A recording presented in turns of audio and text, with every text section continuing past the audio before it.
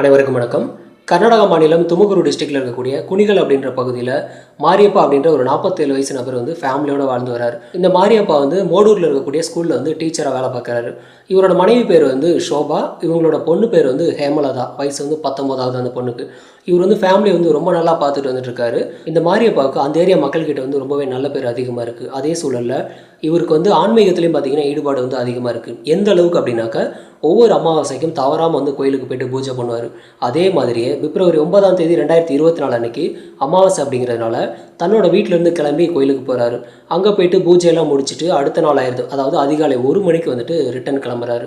இவர் கிளம்பும்போது தன்னோட மனைவி ஷோபாவுக்கு வந்துட்டு கால் பண்ணுறாரு. நான் வந்துட்டு பூஜையெல்லாம் நல்லபடியாக முடிச்சிட்டேன், வீட்டுக்கு வர போகிறேன், நீ வந்து என்ன பண்ணுறாருன்னா டோரை வந்து க்ளோஸ் பண்ணிட வேண்டாம், வெயிட் பண்ணு, நான் வந்துடுறேன் அப்படின்னு சொல்லிட்டு கால் பண்ணி சொல்கிறாரு. ஸோ சொன்னதும் வந்துட்டு மனைவியும் பார்த்தீங்கன்னா ஓகே வாங்கன்னு சொல்லி வீட்டில் வந்து வெயிட் பண்ணிட்டு இருக்காங்க. டைம் தான் ஆகிக்கிட்டே இருக்க தவிர இந்த மாரியப்பா வந்து வீட்டுக்கு வரவே இல்லை. ஸோ டைம் ஆனதுனால இந்த ஷோபா வந்து கண் அசந்து அப்படியே தூங்கிடுறாங்க.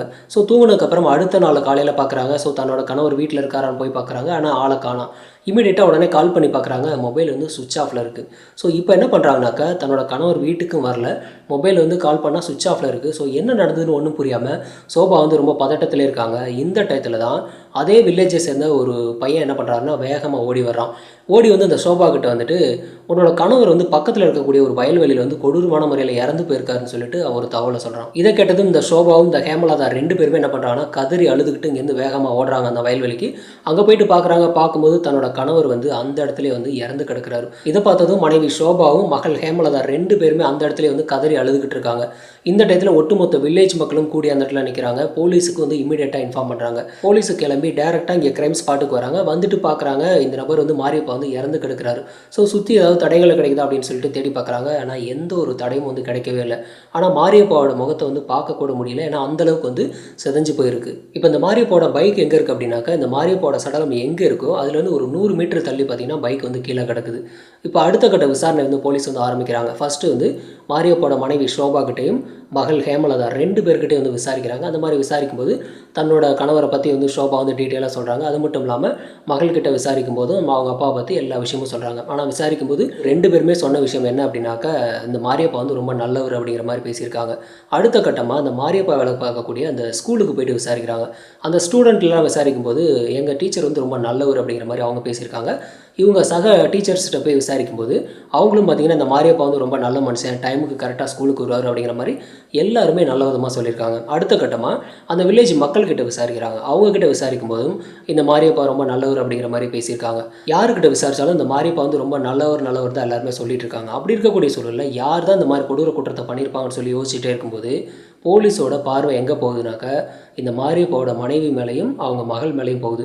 ஒருவேளை இவங்களே ஏதாவது பண்ணிவிட்டு சப்போஸ் இந்த குற்றத்தை வந்து வெளியில் தெரியக்கூடாதுன்னு சொல்லி மறைச்சிருக்காங்களான்னு சொல்லி போலீஸோட பார்வை அந்த பக்கம் போகுது. இப்போ என்ன பண்ணுறாங்கன்னா இந்த ஷோபா கிட்ட வந்து தனியாக விசாரிக்கிறாங்க. விசாரிக்கும் போது கேட்டாக்கா எந்த ஒரு குழுவும் போலீஸுக்கு கிடைக்கல. அவங்களும் பார்த்திங்கன்னா நடந்த சம்பவம் எல்லாத்தையும் சொல்கிறாங்க. அதாவது நான் வந்து வீட்டில் இருக்கும்போது என்னோடய கணவர் வந்து நைட்டு 1 மணிக்கு கால் பண்ணார். கால் பண்ணி கதவை சாத்திராத, நான் வந்து வந்துடுறேன்னு சொல்லி சொன்னார் பூஜையிலேருந்து. ஸோ நானும் பார்த்திங்கன்னா வெயிட் பண்ணியிருந்துட்டு கடைசியாக வந்து தூங்கிட்டேன்னு சொல்லி ஷோபா சொல்லியிருக்காங்க. அடுத்தது வந்து இந்த ஹேமலதா கிட்ட விசாரிக்கும்போது அவங்க பார்த்திங்கன்னா பல விஷயங்கள் சொல்லிட்டு இருக்காங்க. சொல்லும்போது அவங்களோட ஃபேஸ்லேயே பார்த்திங்கன்னா ரொம்ப பதட்டம் அதிகமாகுது. ஸோ இதை பார்த்த போலீஸுக்கு சந்தேகம் வந்து இந்த பொண்ணு மேலே ஜாஸ்தியாகுது. ஜாஸ்தியானதுனால ஹேமலதாவோட மொபைலை வாங்கி செக் பண்ணி பார்க்குறாங்க. அந்த மாதிரி செக் பண்ணும்போது தான் போலீஸுக்கு ஒரு பேரதிர்ச்சியான தகவல் வந்து கிடைக்குது. இந்த மொபைல் வாங்கி செக் பண்ணும்போது மொபைலில் இருக்கக்கூடிய வாட்ஸ்அப்பில் நிறைய ரெக்கார்டிங்ஸ் ஆக்சுவலாக இருக்குது, கால் ரெக்கார்டிங்ஸ். ஸோ இதெல்லாம் ஒரு பக்கம் செக் பண்ணுறாங்க. அது மட்டும் இல்லாமல் இந்த பொண்ணோட கால் டீட்டெயில்ஸும் எடுக்கிறாங்க. ஸோ லாஸ்ட்டாக யாருக்கெல்லாம் பண்ணியிருக்காங்க, அடிக்கடி யாருக்கெல்லாம் பண்ணியிருக்காங்கன்ற மாதிரி எல்லா கால் டீட்டெயில்ஸும் எடுக்கிறாங்க. அந்த மாதிரி எடுக்கும்போது ஒரே ஒரு நபருக்கு வந்து அடிக்கடி வந்து கால் போயிருக்கு வந்திருக்கு. ஸோ அந்த நபர் யார் அப்படின்னு பார்த்தாக்கா இதே ஊரை சேர்ந்த சாந்தகுமார் அப்படின்ற ஒரு 21 வயசு பையன். இந்த பையனுக்கு கால் பார்த்திங்கன்னா அடிக்கடி பண்ணியிருக்காங்க. அதே சமயத்தில் இந்த மாரியப்பா என்னைக்கு இறந்தாரோ அன்றைக்கி நைட்டு பார்த்திங்கன்னா அடிக்கடி வந்து கால் போயிருக்கு வந்திருக்கு. ஸோ இந்த பொண்ணு மேலே முழு கவனமும் பார்த்திங்கன்னா போலீஸுக்கு வருது. இந்த பொண்ணை தான் வந்து சஸ்பெக்டாக பார்த்திங்கன்னா விசாரிக்க ஆரம்பிக்கிறாங்க. அந்த மாதிரி விசாரிக்கும் போது தான் பல உண்மைகள் பார்த்திங்கன்னா வெளியில் வர ஆரம்பிக்குது. அதாவது இந்த மாரியப்பா வந்துட்டு ரொம்ப நல்ல மனுஷனாக இருந்திருக்காரு. தன்னோட ஸ்டூடெண்ட்டுக்காக இருக்கட்டும், தன்னோட பொண்ணுக்கு, தன்னோட மனைவிக்குன்னு சொல்லி எல்லாருக்கும் வந்து ரொம்ப நல்ல மனுஷனாக தான் இருந்திருக்காரு. இவ்வளோ நல்ல மனுஷனாக இருந்த இந்த மாரியப்பா வந்துட்டு தன்னோட பொண்ணோட காதலுக்கு மட்டும் எதிர்ப்பு தெரிவிச்சிருக்காரு. அதாவது ஹேமலதா வந்துட்டு நான் ஒரு பையனை லவ் பண்ணுறேன் அப்படிங்கிற மாதிரி சொல்லியிருக்காங்க. அந்த பையன் வந்து சாந்தகுமார்னு சொல்லியிருக்காங்க. ஸோ அதே ஒரு பகுதியை சேர்ந்த பையன் அப்படிங்கிறதுனால அந்த பையனோட கேரக்டர் வந்து இந்த மாரியப்பாவுக்கு வந்து கிளியராக தெரியும். அப்படிங்கும்போது அந்த பையன் கேரக்டர் சரியில்லை, ஸோ அவனை லவ்வெல்லாம் பண்ண வேண்டாம், நீ கல்யாணமும் பண்ணக்கூடாதுங்கிற மாதிரி அவர் வந்து எதிர்ப்பு தெரிவிச்சிருக்காரு. இருந்தாலும் இந்த ஹேமலாதா வந்து விடாப்பிடியாக வந்துட்டு நான் அவனை தான் லவ் பண்ணுவேன், அவனை தான் கல்யாணம் பண்ணுவேன் அப்படிங்கிற மாதிரி ரொம்ப பிடிவாதமாக பேசியிருக்காங்க. ஸோ இதை கேட்டவர் வந்துட்டு தன்னோட பொண்ணை வந்து திட்டி அடிச்சிருக்காரு. அடுத்த கட்டமாக தன்னோட பொண்ணை திருத்தினா மட்டும் பத்தாதுன்னு சொல்லி டேரெக்டாக போய் சாந்தகுமார்கிட்ட போயிட்டு அந்த பையனை வந்து திட்டுறாரு. ஒரு கட்டத்துக்கு மேலே அடிச்சிட்றாரு. ஸோ அடிக்கவும் அந்த பையனுக்கும் ஒரு கட்டத்தில் வந்து கோபம் வர ஆரம்பிக்குது. இப்போ இந்த ஹேமலதா வந்துட்டு இந்த சாந்தகுமாருக்கு வந்து கால் பண்ணுறாங்க. கால் பண்ணி எங்கள் அப்பாட்ட நான் எவ்வளோ பேசினாலும் வந்து ஒத்துக்கவே மாட்டேங்கிறாரு. அதே சமயத்தில் அவர் உயிரோடு இருக்க வரைக்கும் நமக்கு வந்து கல்யாணம் கண்டிப்பாக நடக்காது, அதனால் அவரை உயிரோட விடக்கூடாது, தீர்த்து கட்டணுன்ற மாதிரி இந்த பொண்ணு சொல்கிறாங்க.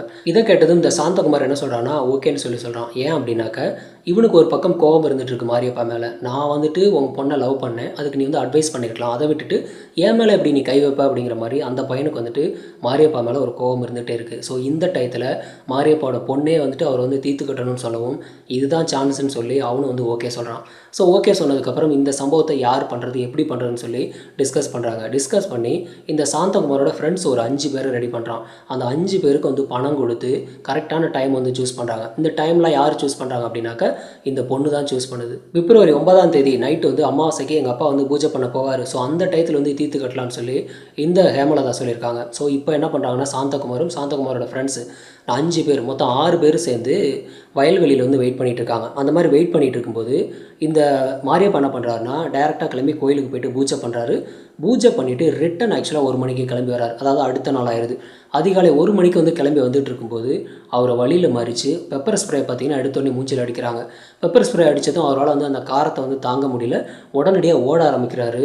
ஆனால் ஓட விரட்டி அந்த 6 பேரும் சேர்ந்து அந்த நபரை வந்து அந்த இடத்துல வெட்டி வந்து கொலை பண்ணுறாங்க. அது மட்டும் இல்லாமல் அவரோட ஃபேஸ் வந்து அடையாளம் தெரியாத அளவுக்கு வந்து சிதைச்சிட்றாங்க.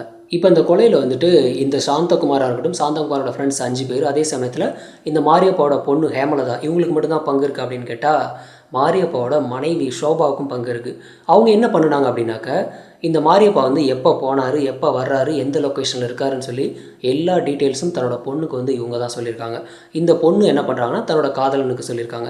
இவங்க எதுக்கு தன்னோட மனைவி எதுக்கு இந்த மாதிரி வந்து எதிரியாக இருக்கணும் அப்படின்னாக்க இந்த ஷோபாவுக்கு வந்துட்டு ஆல்ரெடி இந்த சாந்தகுமார் மேலே ஒரு கண் இருந்திருக்கு. அதாவது தான் மக லவ் பண்ணக்கூடிய பையன் மேலே இவங்களுக்கு ஒரு கண் இருந்திருக்கு.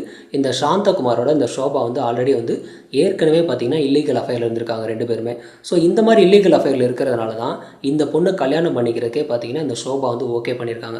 ஸோ தன்னோட பொண்ணே கல்யாணம் பண்ணிக்கிட்டா அப்படின்னாக்க லைஃப்லாம் வந்து இந்த பையனோட வந்து சந்தோஷமாக இருக்கலாம் அப்படிங்கிற மாதிரி இவங்க நினச்சி தன்னோட கணவரே வந்து முடிச்சு கட்டுறதுக்கு பிளான் பண்ணி ஐடியா எல்லாத்தையும் பார்த்தீங்கன்னா கிளியராக சொல்லியிருக்காங்க. ஸோ தன்னோட கணவரே வந்து கொலை பண்ணுற அளவுக்கு துணிச்சிருக்காங்க. இப்போ ஃபைனலாக போலீஸ் என்ன பண்ணுறாங்கனாக்கா இந்த எல்லா ஸ்டேட்மெண்ட்டையும் கேட்டுட்டு எவிடன்ஸ் பார்த்தீங்கன்னா அந்த பொண்ணோட கால் டீட்டெயில்ஸாக இருக்கட்டும், வாட்ஸ்அப் ரெக்கார்டிங்காக இருக்கட்டும் எல்லாத்தையும் எடுத்துகிட்டு இந்த பொண்ணு ஹேமலதாவையும் ஹேமலதாவோட அம்மா ஷோபாவும் அதே மாதிரி ஹேமலதாவோட பாய் ஃப்ரெண்டு அந்த சாந்தகுமாரோட ஃப்ரெண்ட்ஸு சாந்து அப்படின்ற ஒரு பையனும் ஹேமந்த் அப்படின்ற ஒரு பையனும் மீதி 3 பேர் வந்து மைனர் பசங்க. ஸோ இந்த எல்லாரையும் வந்து போலீஸ் வந்து அரெஸ்ட் பண்ணுறாங்க. இந்த 8 பேரையும் அரெஸ்ட் பண்ணி ஜெயிலில் போடுறாங்க. ஸோ எல்லாருமே என்ன பண்ணுறாங்கன்னா பெயிலுக்கு வந்து அப்ளை பண்ணுறாங்க. ஆனால் ஒருத்தருக்கு கூட பெயிலே கொடுக்கல. ஏன்னா இவங்க வெளியில் வந்தாங்க அப்படின்னாக்க ஏதாவது சாட்சிகளை வந்து கலைக்கிறதுக்கு சான்ஸ் இருக்குது அப்படின்றதுனால யாருக்குமே வந்து பெயிலே தரவே இல்லை.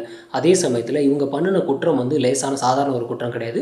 ஸோ கொடூரமான முறையில் இந்த மாதிரியான ஒரு சம்பவம் பண்ணதுனால யாருக்குமே வந்து பெயிலே தரவே இல்லை. இந்த கேஸ் வந்து இன்னும் நடந்துக்கிட்டு தான் இருக்குது. ஆனால் அந்த கேஸில் மேக்ஸிமம் தண்டனைகள் வந்து இவங்க எல்லாருக்குமே கொடுக்க வாய்ப்பு இருக்குது. இந்த சிறார்கள் 3 பேருக்கு மட்டும் வந்துட்டு அவங்களுக்கு வந்து தண்டனைகள் வந்து கம்மியாக இருக்கும். மீதி இருக்கக்கூடிய 5 பேருக்கும் பார்த்தீங்கன்னா ஒன்று ஆயுள் தண்டனையோ அல்லது மரண தண்டனை கொடுக்கறதுக்கான வாய்ப்பு ரொம்பவே அதிகம். இந்த கேஸில் இந்த ஹேமலதா வந்துட்டு தன்னோட அப்பா வந்து தான் காதலுக்கு எதிர்ப்பு தெரிவித்த ஒரே காரணத்துக்காக அவரே வந்து கொலை பண்ணுற அளவுக்கு துணிஞ்சிருக்காங்க. ஸோ இப்படிப்பட்ட வீர பெண்மணிலாம் பார்த்தீங்கன்னா இதே நம்ம நாட்டில் தான் இருந்துகிட்ருக்காங்க. ஸோ இவங்கள பற்றின உங்களோட கருத்துக்களை கமெண்ட்டில் பதிவு பண்ணுங்கள். நன்றி.